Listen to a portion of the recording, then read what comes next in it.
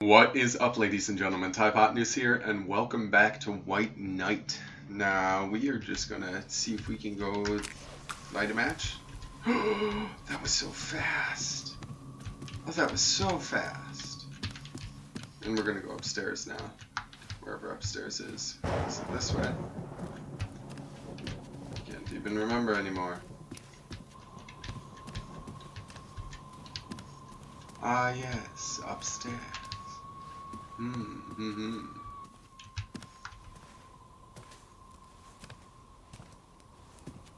Stomping up the stairs. Off we go.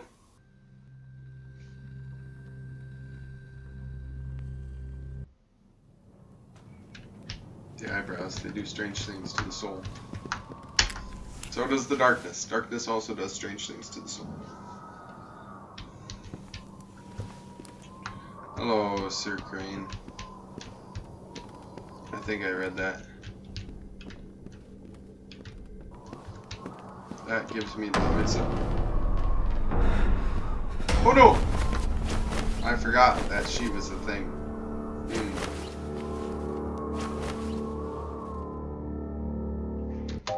Oh well. Here we go again.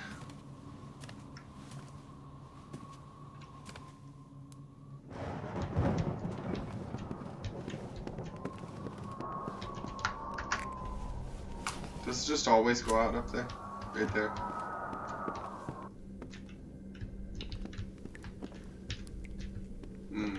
The noises, Jones, the noises.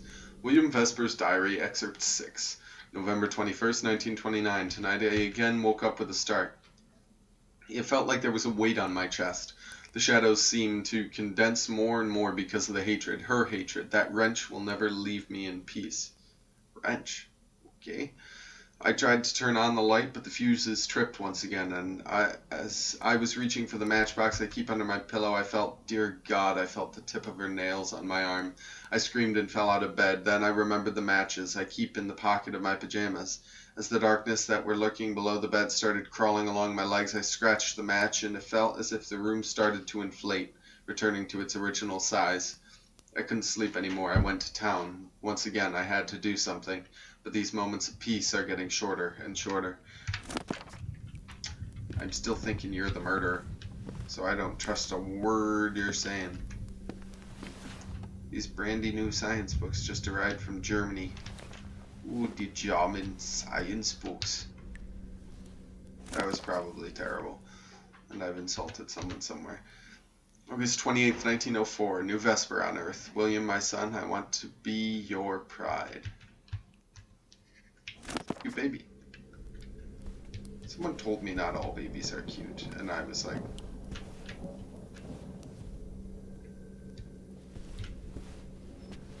that's a matter of opinion, thank you. Ooh, this one has scratches on it. I think we should go with this one. Is that blood?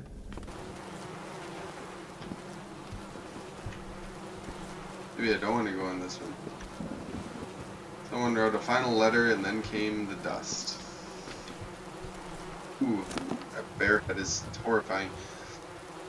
Margaret's Diary, Excerpt 15, September 15th, 1911. Henry firmly dug his fingers in my wrists. I couldn't move, and I saw God with a sword bearing a steel star. Fear left me, and I started walking away, dragging Henry out of the bed. He fell to the ground, and his head hit a vase. As he was moaning and trying to keep blood from flowing from his open head, I talked to the shadow in him. You think you can scare me? I don't fear you anymore. If you think you have a place in this family, I'll disappoint you. Henry, you can have him, but you'll never have William. Henry started crying, his eyes rolling as he was calling for his mother. God, how disgusting a madman looks. Dr. Rosenthal diagnosed aggravated syphilis, contracted God knows where. I wasn't surprised. He told me to prepare myself for the worst, that he would have other attacks. It doesn't matter. I care only about the future, about William. He can still be saved, and with him the dignity of this house. This is my mission. I will give it all. Okay, yeah, that bear head is really creepy with the shadows. Souvenirs from trips to African countries. Is that Cthulhu? Creatures from unknown origins celebrate William's 7th birthday. That is Cthulhu. Cthulhu it is. No. That'll be a hard no from me. Windows open. The moon was still there outside. It would never abandon us. The moon's kind of stuck where it is, Sonny Jim. A collection of tiny children cars. Children cars. I think they're called toys, good sir. Margaret, again. Diary excerpt 16. I haven't entered his room since the first attack today. I went to visit Henry after my prayer. I expected to find him broken down, wrapped in the stench of death. On the opposite, he looked peaceful, and the room was clean. The servants were taking care of him like a child. When I asked him how he felt, he laughed. You are a dark son, Margaret. You being here doesn't bode well. I offered him to pray with me, to share what he had on his heart. He answered, you can't share anything with a locked chest. God is open for you, I told him. I'm only his vessel. He started reciting the Bible. Now the earth was formless and empty. Darkness was over the surface of the deep. Then he added, this is what the world is to me now. It also says the Spirit of God was hovering over the waters. I tried. He laughed. You who are filled with his Spirit every day, look at you and tell me it's not poisoned. I left him. His soul is dead. His body will soon follow.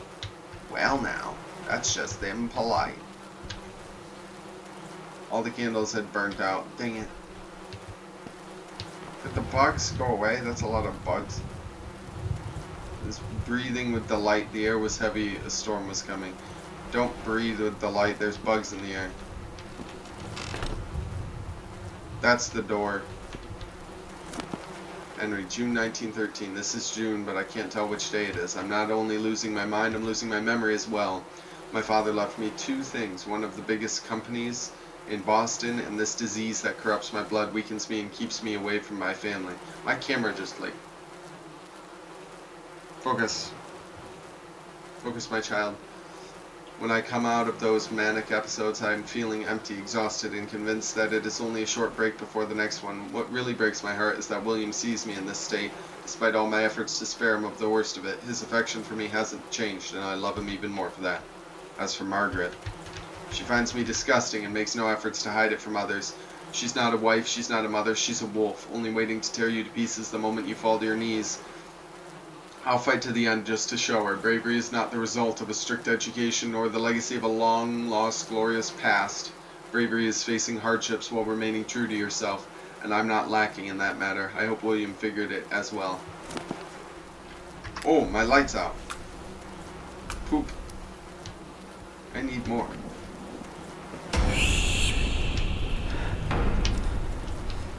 Oh boy, these changing...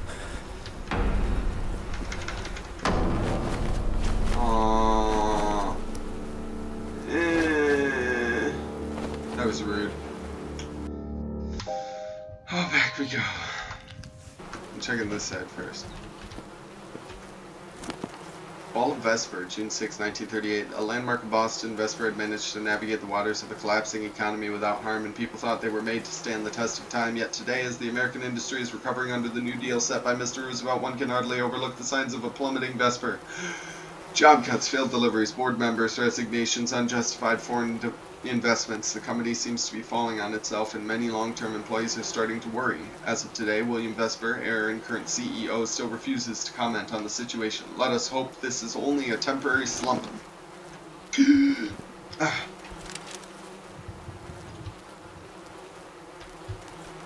the corridor, I'd found 3 coffins that were just... Oh, I've looked at that one before. I've looked at that one before. Oh, that's a body. I can tell you, in all honesty, I didn't even notice.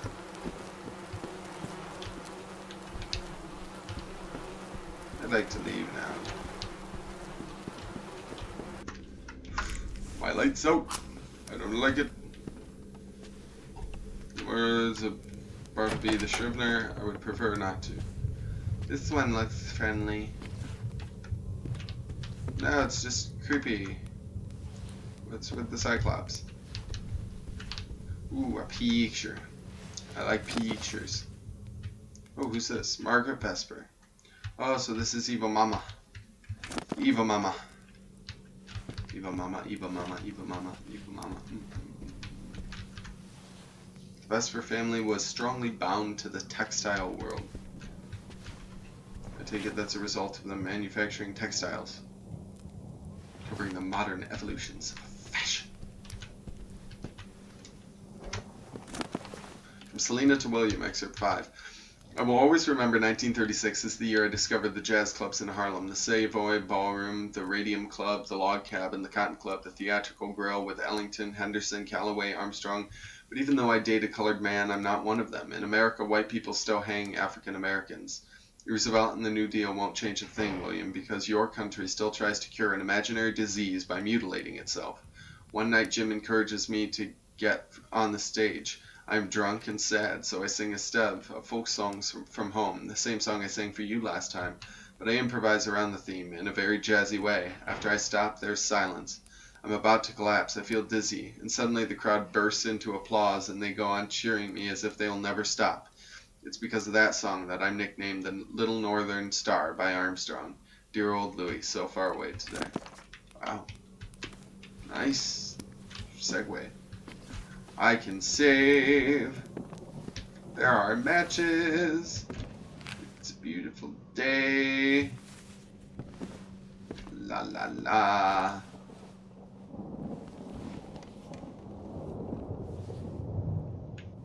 Yeah, snap. Oh, that was fast nap, dude. I would love to have your napping abilities. If I could nap for about 30 seconds. No, that was like 12 seconds and be fully rested. Man, I'd be king of the world. Feeling her so close was overwhelming.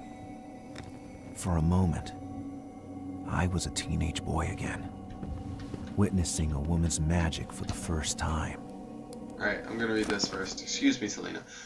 I think I just choked on my own saliva. Jim loves jazz. Really, he is so sweet. I'm his princess from the cold, he says. We are in May of 1936, and he thinks the West Coast isn't swinging enough. Jazz expands from New Orleans to New York, where clubs are crazy. They dance, they sing, the party never ends. And that's why everything takes a new turn this very year. Jim tells me he loves me. I'm 24, and he's 15 years older, but I don't care.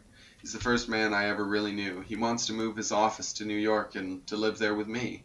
New York, can you imagine? But the band refuses to go. Gatz has a kid. Marcus is about to get married. Bill doesn't like New York. This is the end of Selena and the Frozen Sons. I don't care, Jim says. The audience wants you, and they'll have you.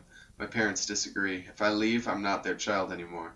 But I already belong to my fans. She was beautiful and classy, like an angel who had fallen to earth. I tried reaching out to her, but to no avail. I had to find a way to get her to see me. I had to find a way to enter her world. She's waiting for something. Me? No, she didn't even see me. Let's see this. Seated in a chair in front of a great mirror, Selena was waiting, facing a reflection as it was frozen between two worlds. I was the one to bring her back to reality. No, what was she waiting for? Was something missing? A wobbly wardrobe. I like the word wobbly. William Vesper's diary, March 19th, 32. Yesterday Luna had abandoned me. The sky was bottomless. I tried to fix the house wiring, but I ran away. Only the smoke remained. I went to town only to learn that Selena would not sing that night. Bad luck. I drank. When I was drunk, I sat by the piano, as I would at home. I improvised a jazzy lament, and when I raised the head again, she was there, holding a glass in her hand. Something burst inside of me. She started to sing, encouraging me to keep playing. Then she said, I already met penis with golden fingers, but yours are made of flesh. There's a lot of humanity in your touch. You're talented. We drank the whole night and spoke of the past. She ended up crying. I didn't know what to do. Her face was attracting the light like the crescent moon. Now she wants me to play for her on stage. With her, I'm so happy and crazy, sick from too much drinking.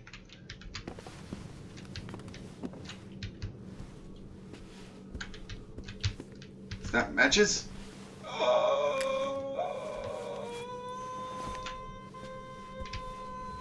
I'm really excited that I have matches. Jeepers, there's so much reading today. California by Selena Sandig.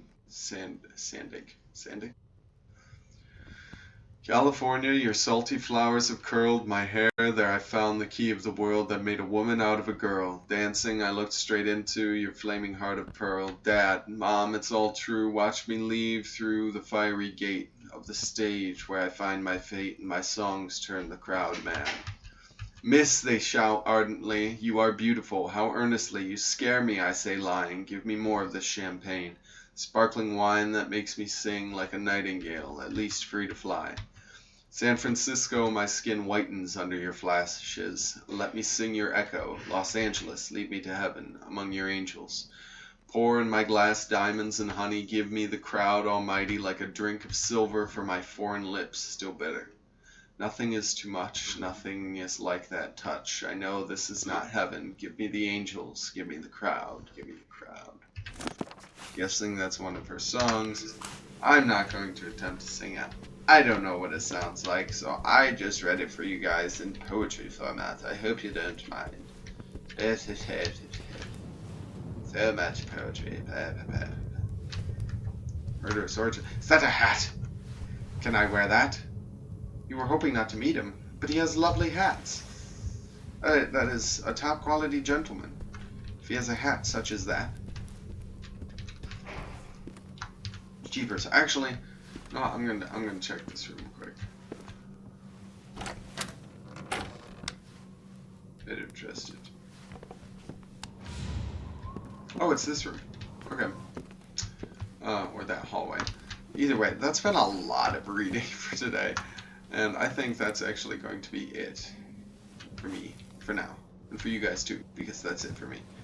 So either way, thank you ladies and gentlemen so much for watching. I will get you more of this as soon as I can. And I'll see you in the next video. Catch you on the flip side.